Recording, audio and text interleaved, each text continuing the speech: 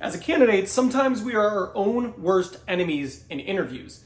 I've been in recruitment for 15 years, and in that time, I've conducted thousands and thousands of interviews. And these are some of the 5 most common ways that good candidates sabotage themselves in the interview. Let's go. Now, first and foremost, I want to share these with you so you can avoid doing them. These are mistakes that are really easy to make. And I've seen great candidates make these mistakes, and it's like they nailed it, but then they don't stick the dismount, right? It's one small thing that can ruin their shot at getting a job offer. Now, the first one is pretty tricky to do right, but it happens a lot. And if you really focus on it, you can get this right. And that's not finding the right balance between saying we and I. So what do I mean by that? So in the interview, you're probably going to be asked questions about your accomplishments. And when you're on a team, you might say, we did this together, and then we did this. And a lot of people do this because they're trying to show they were a good teammate. And that's a good quality to have. But in an interview, if you never talk about the things you specifically did, hiring managers, recruiters, HR people sometimes are going to think, well, did you do anything, or was that just a thing your team did? On the flip side of that, if you just said, I did this, and I did this, and I did this, it can make it look like you were too focused on yourself. And you were someone who isn't a good teammate, and generally speaking, is very inwardly focused.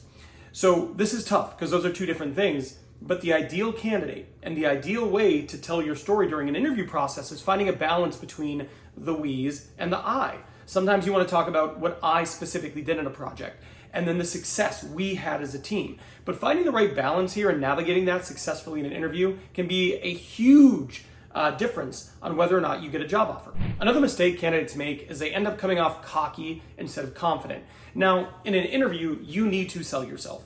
And ideally, you want that interview concluding and the hiring manager thinking, I need to hire this person for my team. I think they could move the needle. I think they would be great. And one of the ways you can do that is by telling them about the things you've accomplished, the things you've done, and selling yourself and your ability to be effective in the role. That is important. But it's also important not to come off as cocky. So there's a difference between saying things like, I'm absolutely the best at what I do, and telling them about a time you've succeeded and quantifying the impact you've had in your roles. And it's really important that you find the balance. You have some humility while also clearly articulating why you are great at what you do.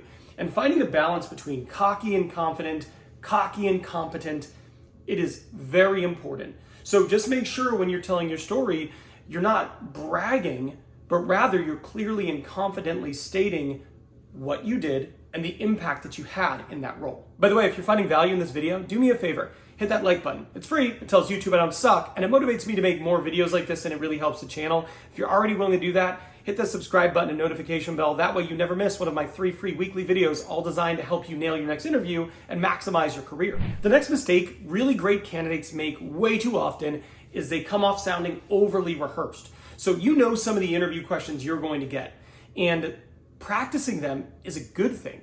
Knowing what you are going to say is a good thing. And being confident when you're answering these interview questions, that is a good thing. But if you sound overly rehearsed, like it's a script, then you're losing some of the authenticity that is supposed to come out in the interview process. It's really important that you prepare, but you don't over-prepare to the fact that you're memorizing your answers as if it's like a monologue in a play. So this can be a hard thing to balance because you really do want to make sure you're doing everything right, you're saying the right things, but it also is critical that you don't sound overly rehearsed. Another pretty big mistake candidates make is they spend time preparing, but they prepare for the wrong things. For example, if you're interviewing with a company, you want to go to their About Us page and you want to learn about them, but you don't need to memorize the name of the last 5 CEOs of the company. You need to know every single thing they put on that timeline chart in terms of the moments of history. What you want to be able to do is you want to research the company so you understand their value proposition, their products or services. Maybe you want to understand some recent events by looking at news articles.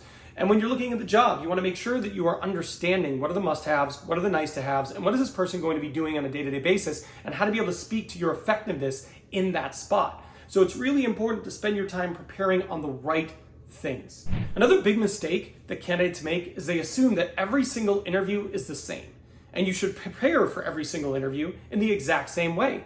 The reality is the final interview, for example, is very different than a first or second round interview. In fact, it is so different that I made this video here. This video here is designed to prepare you so that you can nail the next final interview you have for a job. So I am done here.